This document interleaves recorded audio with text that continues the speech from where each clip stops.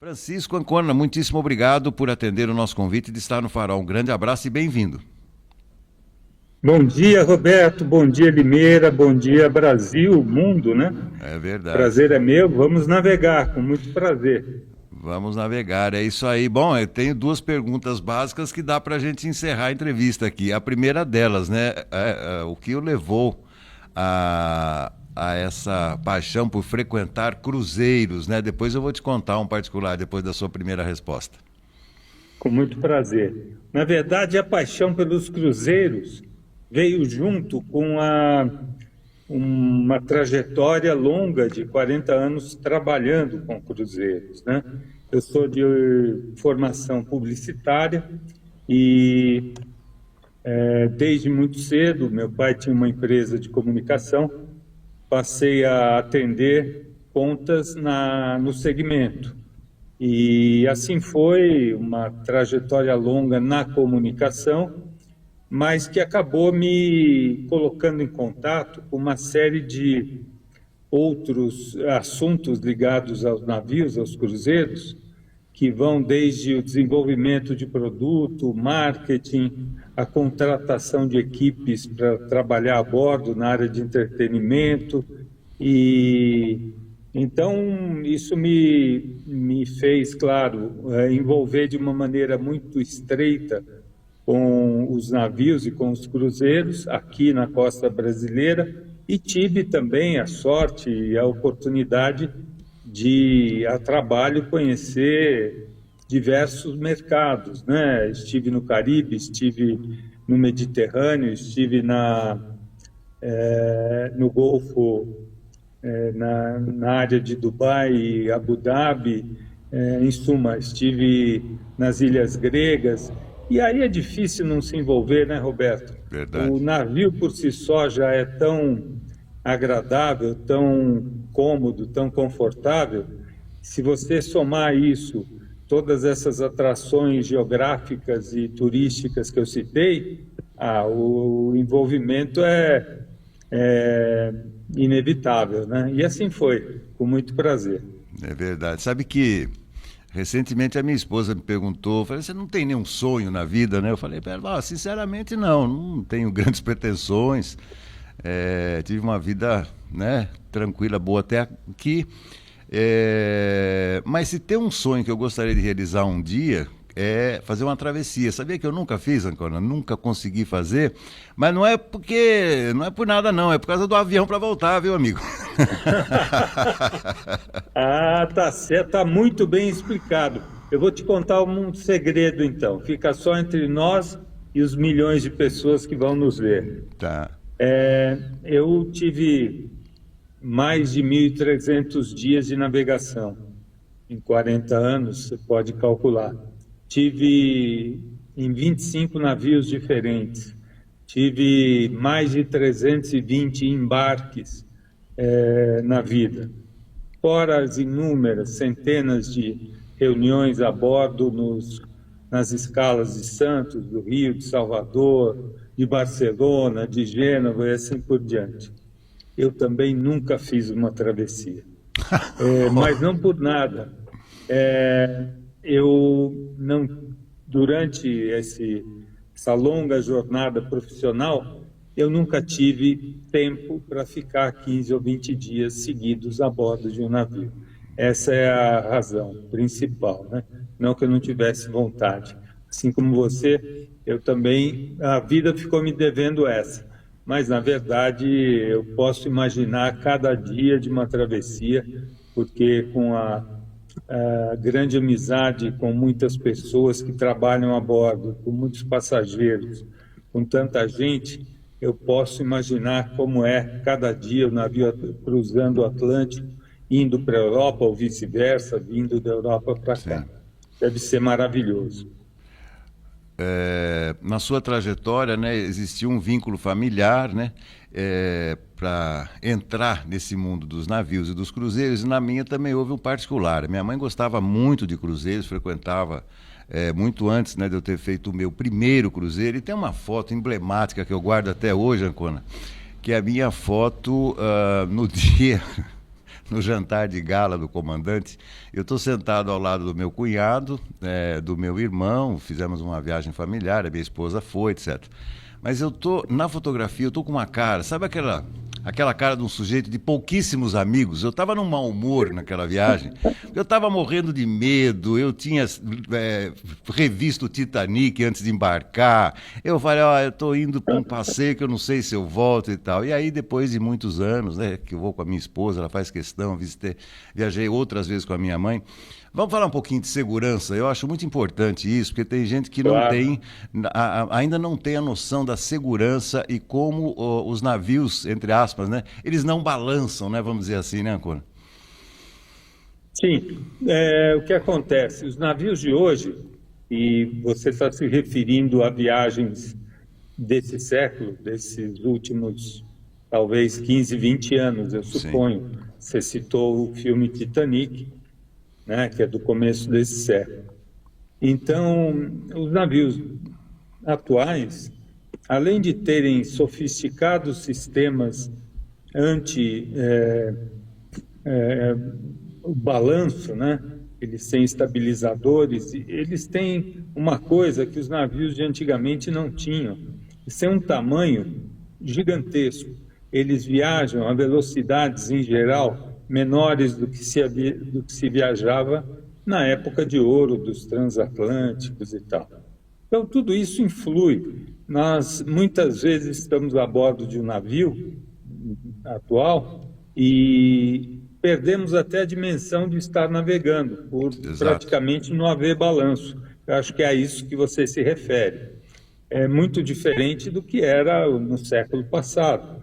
No século de 1900, durante décadas, a gente viajou em navios de pequeno porte, hoje considerados de pequeno porte. Um navio que eu viajei muito, talvez o que eu tenha viajado mais a vida inteira, foi um navio chamado Eugênio C. Talvez você tenha ouvido falar. Famoso, muito famoso.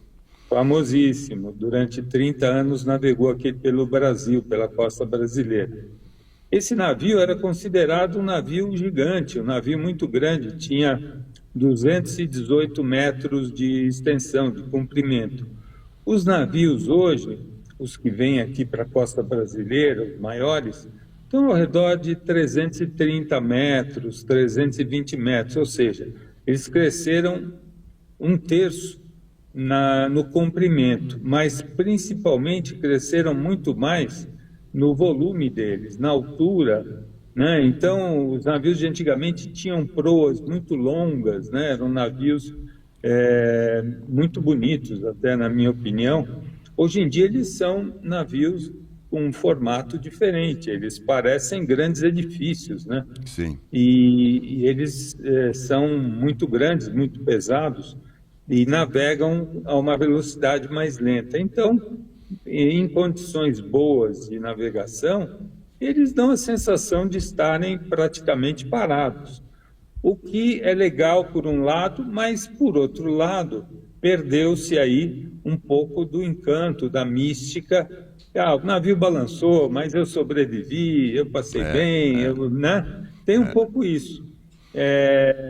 Quem navegou naquela época. Daqui para frente vai ser difícil isso voltar a acontecer. Mas quem quiser um pouco de emoção, basta definir o seu cruzeiro lá para Buenos Aires ou para Montevidéu, né? Porque daí o navio dá uma balançada, né, Ancona? Nem sempre.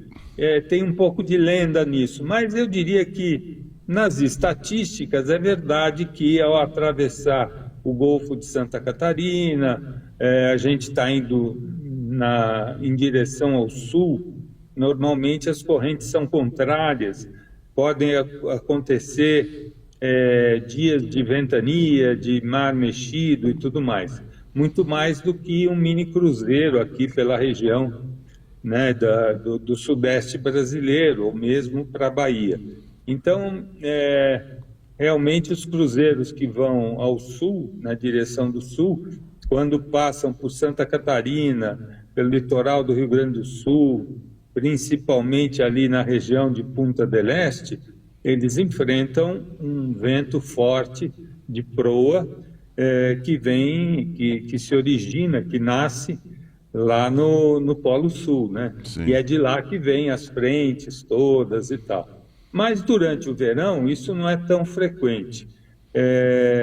Antigamente as travessias que iam de Buenos Aires, passando pelo Brasil e rumo à Europa ou vice-versa, sofriam mais porque aconteciam o ano inteiro. Você tinha travessia em maio, junho, julho, meses de inverno.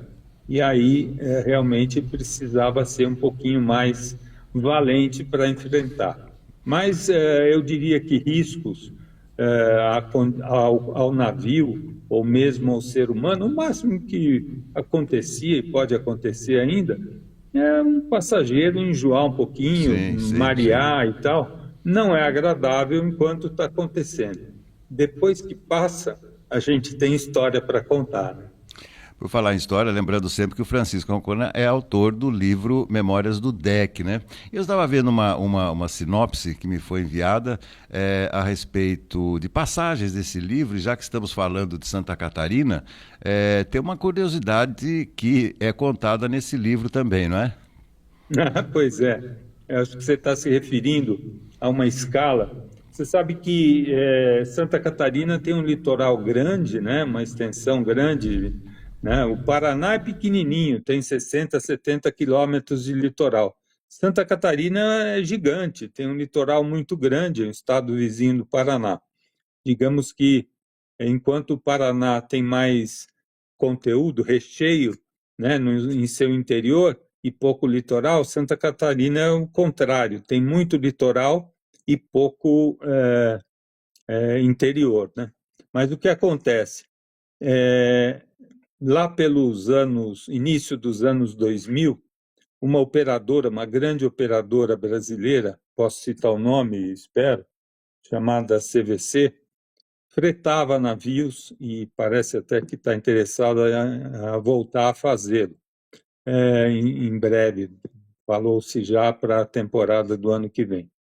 Essa empresa programou uma escala de um navio chamado Mistral na, na capital catarinense, Florianópolis, que tem um fortíssimo apelo turístico, tanto para brasileiros como para estrangeiros, argentinos, uruguaios, né? E o Mistral chega em Florianópolis muito cedo, joga âncora e desce os passageiros, já que não há um pier para descida através da escada do navio, começa a desembarcar os passageiros com os escaleres do navio e com algumas lanchas, barcos vindos de terra que pegavam os passageiros no pé da escada do navio e percorriam ali 10, 15 minutos uma rápida travessia até um pier ali numa praia no norte da ilha, Jurerê. O que acontece? O navio ficou vazio, todo mundo desceu e foi passear, foi nadar na praia, foi percorrer ali as atrações da ilha de Santa Catarina, e com isso o tempo foi passando. Algumas pessoas começaram a voltar com os escaleres e o tempo foi mudando. O que era céu azul começou a ficar esbranquiçado, começou a ter vento, o mar começou a ficar mexido. A um certo ponto, quando faltavam talvez 100 passageiros voltarem para o navio, o comandante teve que interromper o serviço de transporte através das lanchas, porque estava ficando perigoso e as lanchas não estavam conseguindo conduzir os passageiros até a entrada ali da escada do navio. O que acontece? O navio não podia, segundo a tripulação na época, aguardar, esperar que o tempo melhorasse para que os passageiros fossem recuperados, resgatados. E aí você pode imaginar o desespero de quem estava em terra e queria voltar para o navio, e o pessoal que estava a bordo também, preocupado com a situação e assistindo esse drama acontecer. Bom, o resultado disso foi que, a um certo ponto, o comandante do navio decidiu levantar a âncora e se dirigir rumo a Santos, onde ele chegaria amanhã seguinte. Enquanto isso, os passageiros em terra eram conduzidos a um serviço de ônibus turísticos, né? Mas aí o que acontece? Tinha passageiro que tinha ido à praia, estava de calção de banho, camiseta, chinelo, Exato. areia, não podia tomar banho, não tinha o que fazer. Resultado, era a última noite do cruzeiro e mais ou menos 100, 150 passageiros passaram essa noite na BR-101, na estrada, dentro de ônibus, voltando para Santos e praticamente assistindo o navio Mistral desfilar pelo litoral brasileiro e voltando com suas bagagens e tudo mais dentro delas. Eu sei que esse dia eu estava em serviço em Santos. Eu cheguei cedo a Santos, que eu tinha uma reunião lá, e entro no porto e vejo uma situação realmente curiosa e até desagradável. Claro. Esses 100 passageiros chegando de ônibus e desembarcando numa noite muito mal dormida, você pode imaginar, sem privacidade de banheiro, de serviços higiênicos e tal, e enquanto o navio manobrava e atracava no cais, no terminal Concais lá em Santos. E aí houve uma situação desagradável, porque os passageiros que tinham ficado em terra e foram conduzidos por ônibus foram muito agressivos com a tripulação, foram convidados a subir a bordo para recuperar suas bagagens, acertar suas contas do bar, aquelas contas de despesas de bordo, e poder voltar para casa. Mas foi uma situação horrível. Isso se deve às condições adversas da escala em Florianópolis. Não há um pier, lá a água, tem muito pouca água, o navio tem que ficar longe da praia, longe da costa. Não é como, por exemplo, Ilhabela, que tem um canal, como Camboriú, que tem uma baía, mesma coisa em Búzios, né? São escalas nesse sentido mais seguras. Florianópolis não oferece esse conforto. Então isso entrou no livro que eu escrevi, porque foi um episódio, é uma memória que eu tenho dos anos, digamos, heróicos aí dos cruzeiros, o início dessa fase de grandes temporadas de cruzeiros aqui na costa brasileira, né? Eu espero que isso um dia possa se resolver, mas vai custar muito dinheiro, dragar ali a área de Florianópolis, construir um pier que permita, não sei se atracação, mas que permita estar mais próximos de onde o navio fundeia para desembarque através de lanchas, né? E eu sempre encontro com catarinenses, né? Sempre quando viajo, né? A minha esposa, por exemplo, tem uma amiga que ela viaja praticamente de graça, tanto que ela joga, ela adora cassinos e ela é presenteada com viagens gratuitas, né, para jogadores, né? Mas sabem quando eu tenho duas passagens assim de risco, né, de não embarcar. Uma delas aconteceu em Punta del Este, foi muito engraçado, que era pouco tempo que a gente ia ficar lá e eu já me apressei.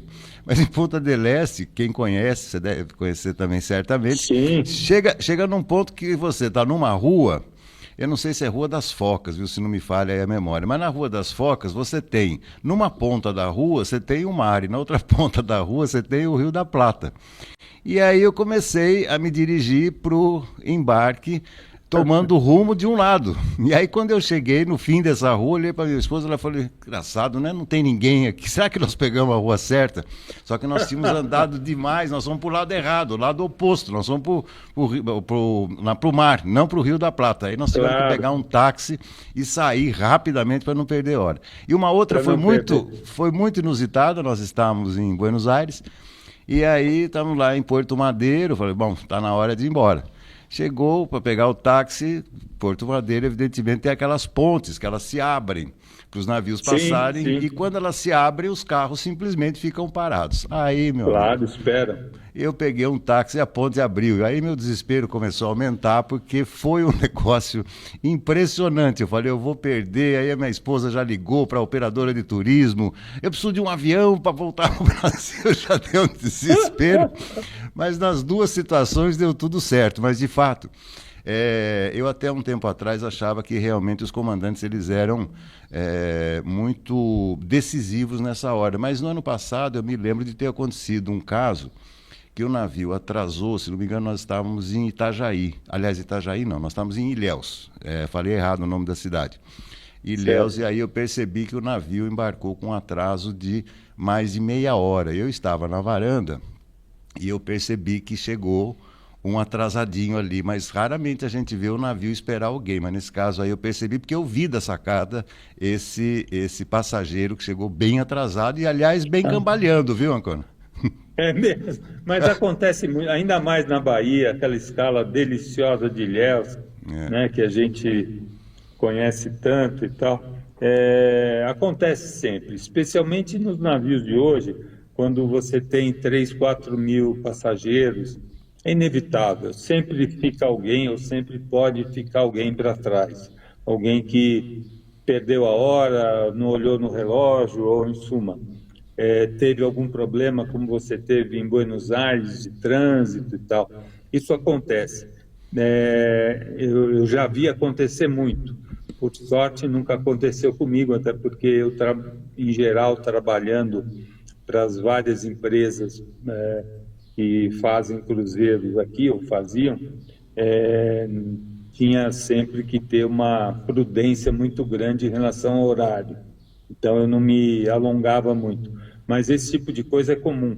E hoje em dia você acessa no YouTube e vê diversos vídeos de gente correndo desesperada no cais e o navio já teve, eu conheço muita gente, e muita mesmo, que perdeu o navio e conseguiu, com a lancha do Prático, Uhum. alcançar o navio e ser embarcado de última hora, evidentemente tomando as broncas eh, mais enérgicas do comandante, do comando do navio, porque cada minuto de atraso custa caro para a companhia marítima, né? Então, é bom tomar esse cuidado.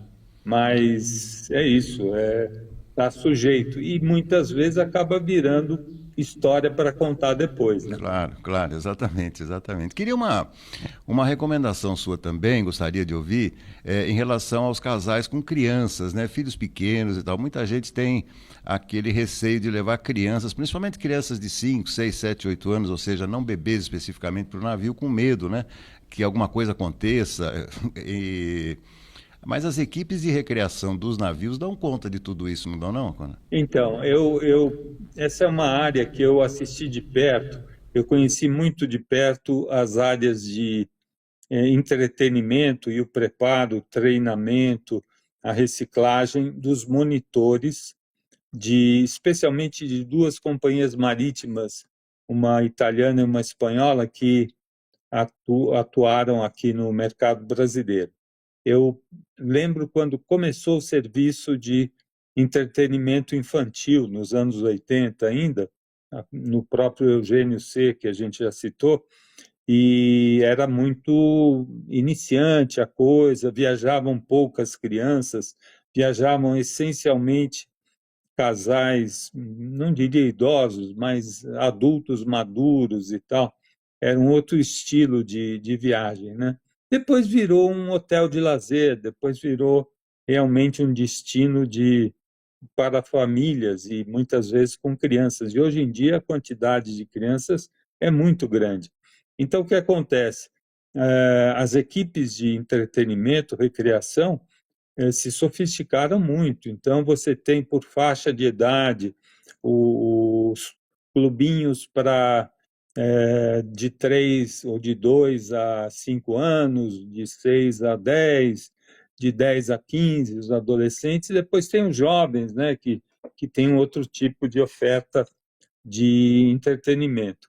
Então, hoje em dia é muito fácil, hoje em dia é raro não haver crianças, né?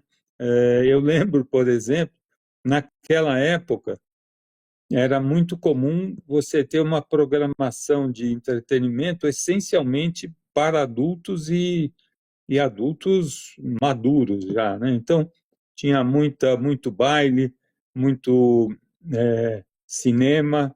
Antigamente tinha cinema nos navios, né?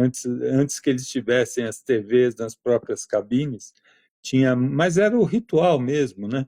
Tinha os coquetéis de gala, as festas temáticas para adultos, né? E assim por diante. Hoje em dia, a oferta para crianças é até maior do que para os adultos, porque o adulto se vira sozinho. O adulto faz a sua própria vida a bordo. As crianças têm que ser guiadas e monitoradas, porque... Está me ouvindo, Roberto? Estou ouvindo perfeitamente, ouvindo perfeitamente. Está tudo bem Desculpa. aqui. Não, tudo em paz. Eu achei que tivesse caído. Não, está tudo bem. Com- Dá Tá uma bom. centralizada um pouquinho melhor para baixo para a gente vê-lo Assim? Para baixo? isso.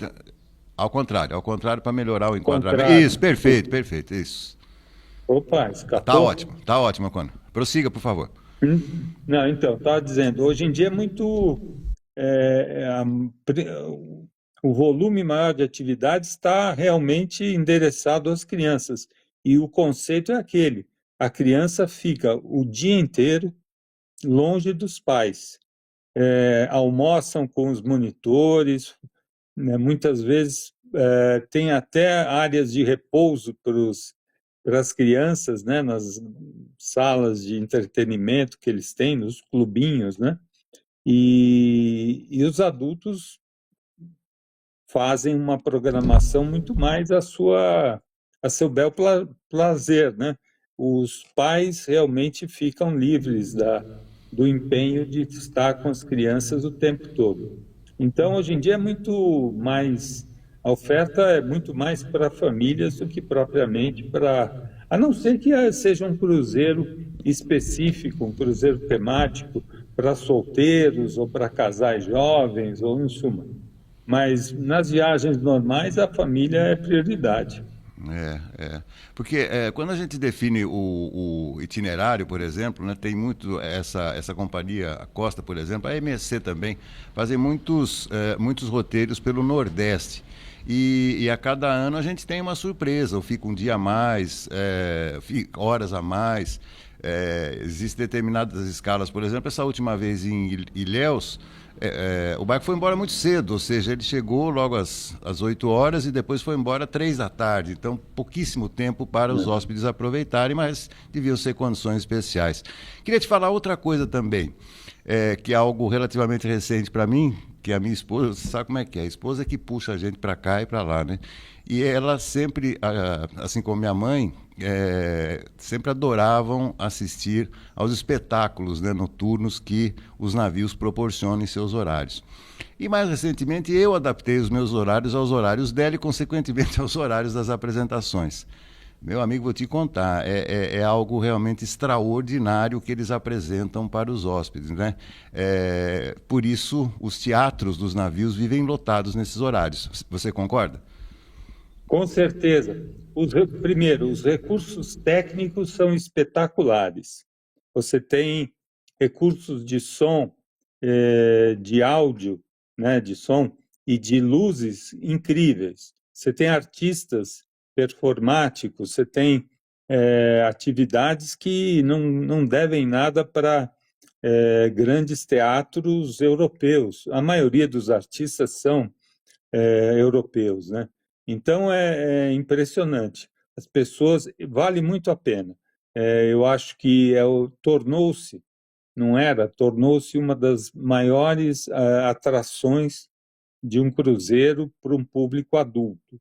Embora nada contra as crianças participarem, assistirem também, mas o adulto adora, e de qualquer idade, né, do jovem ao idoso, é espetacular. Você vê coisas que hoje em dia você só vê em navio, e isso é maravilhoso.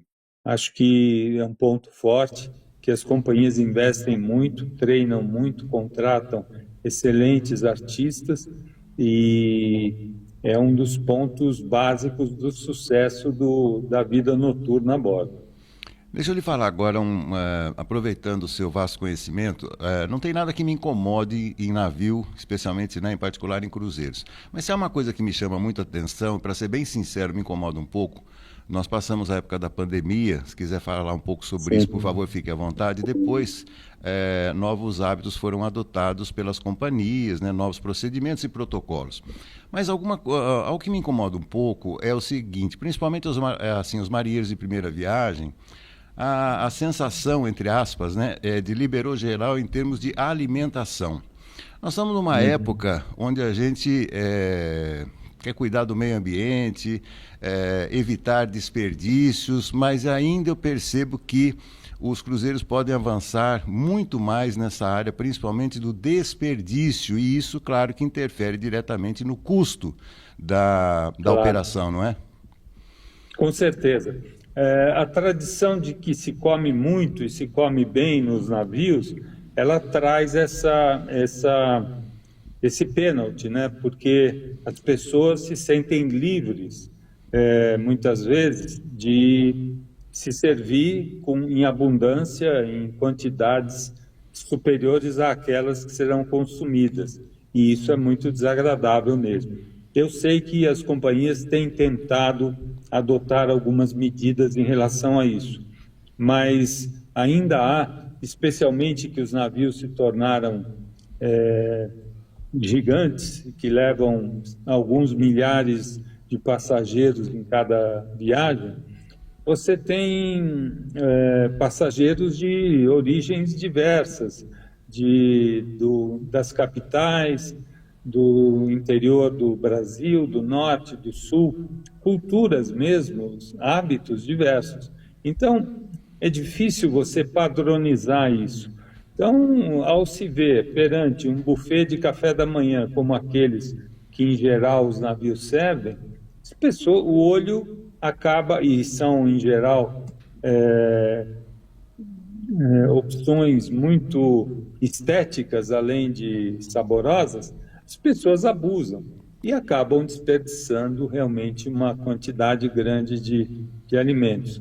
As companhias depois, no final, acabam tentando minimizar, mas esse continua sendo provavelmente um belo desafio que elas encontram. É uma pena, é desagradável desperdiçar tanto alimento como vinha acontecendo a bordo desses grandes navios, né? Estamos caminhando quase. Olha, eu queria agradecer muito a Sandra de Ângeles, né, que proporcionou esse encontro maravilhoso Com contigo certeza. aqui, né? E, aliás, eu já vou convidá-la para ter o espaço Sandra de Ângeles aqui no Farol permanente também para trazer convidados tão especiais, importantes e inteligentes como é o seu caso. Queria tocar Obrigado. num outro assunto também, né? Esses dias eu estava brincando, meu filho está organizando uma pequena reunião de casamento agora para janeiro. E aí, pai, me Que ajuda bacana. aqui, ajuda ali e tal, não sei o quê. Eu falei, a festa tendo som, comida e bebida, a festa está feita. O resto é, né, assim, o que Claro, você quiser incrementar é lucro. E eu estou falando de bebidas, porque bebidas é assim, para o homem uma cervejinha basta para que ele fique contente e feliz. Aliás, quem compra esses pacotes de bebida, eu vejo também um imenso desperdício. Eu vejo gente tomando long neck 8h30 da manhã antes de tomar o café da é manhã. incrível, É uma coisa só é porque é de incrível, graça e tal. Mas uma é coisa incrível. eu percebi. De fato, as promoções de compra de pacotes de bebidas antecipadamente vale muito a pena. É a sua opinião também, porque no navio é bem caro, né, Ancona?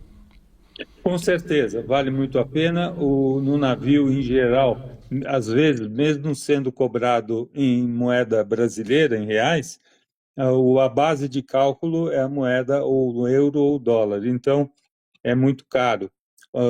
Para quem consome uma quantidade, digamos, interessante, acima da média de bebidas, vale a pena comprar com grande antecedência. A hora que compra a cabine, reserva a cabine, vale a pena reservar também o pacote de bebidas.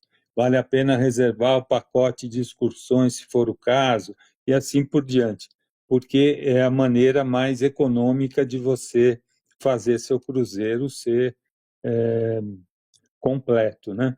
Agora, eu lembro muito da época em que não se vendiam pacotes de bebida.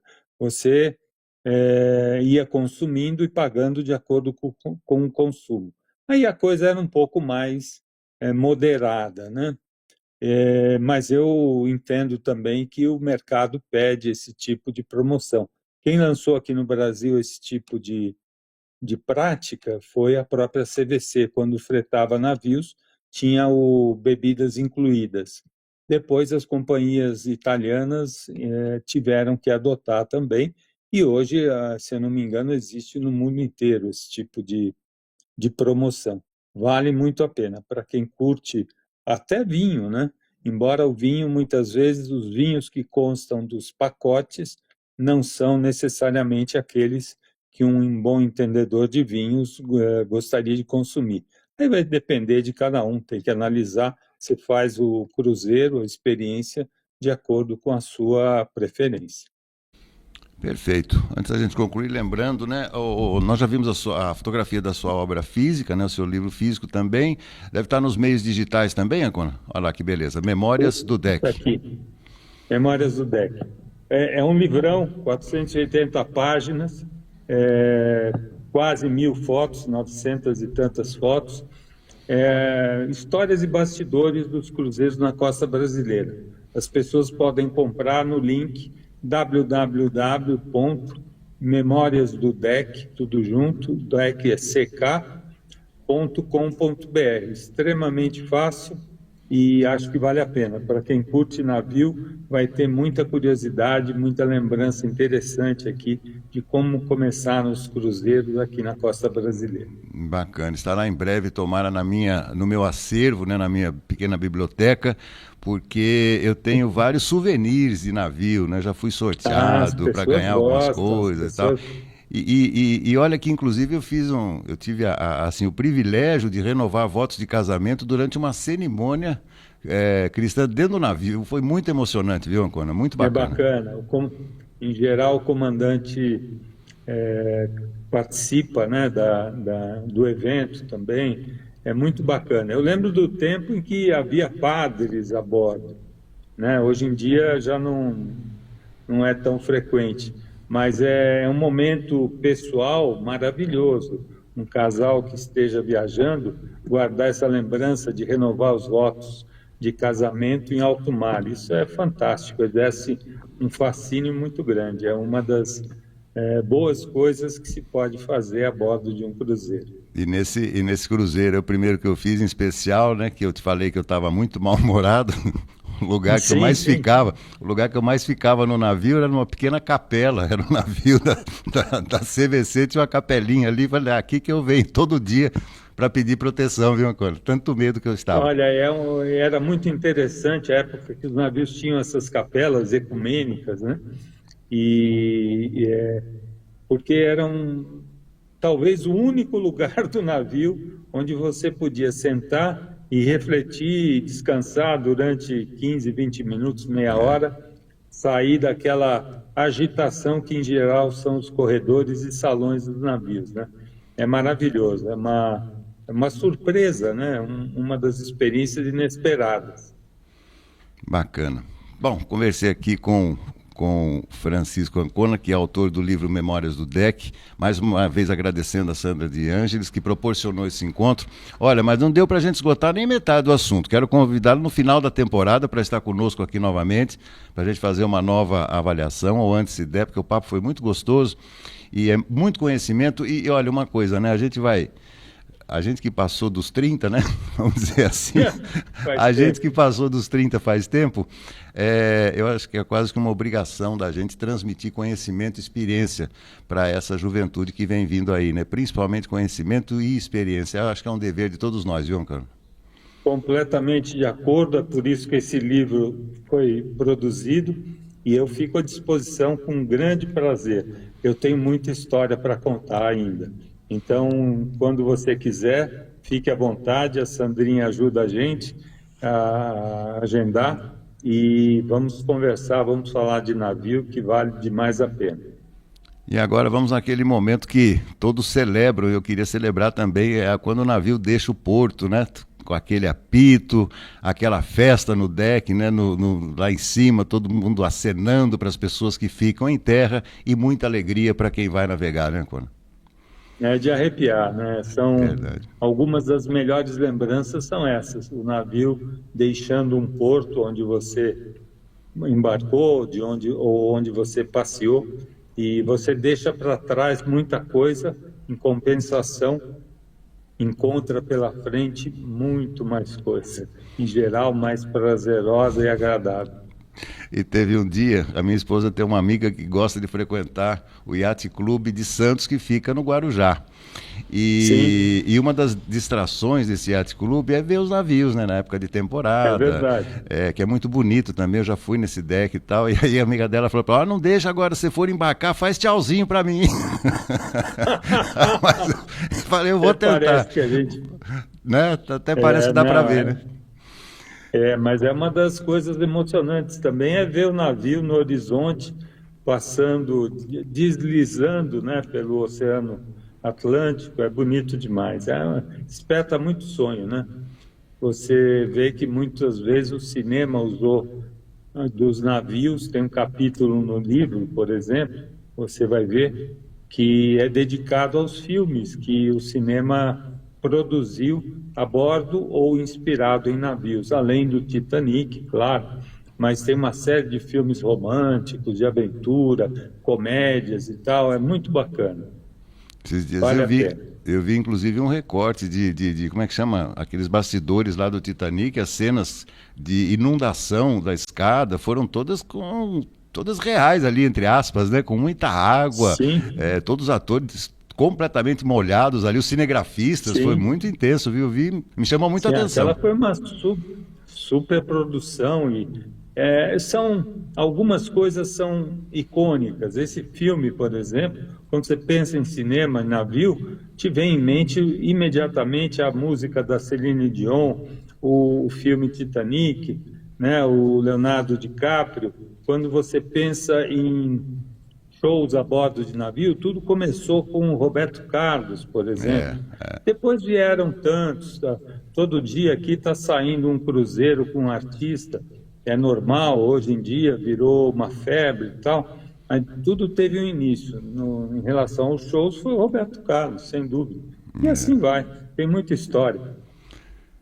Meu caro Francisco Ancona, muitíssimo obrigado mais uma vez e até uma próxima oportunidade. Saúde e paz. E até um dia. Roberto, um prazer, um grande abraço a todos.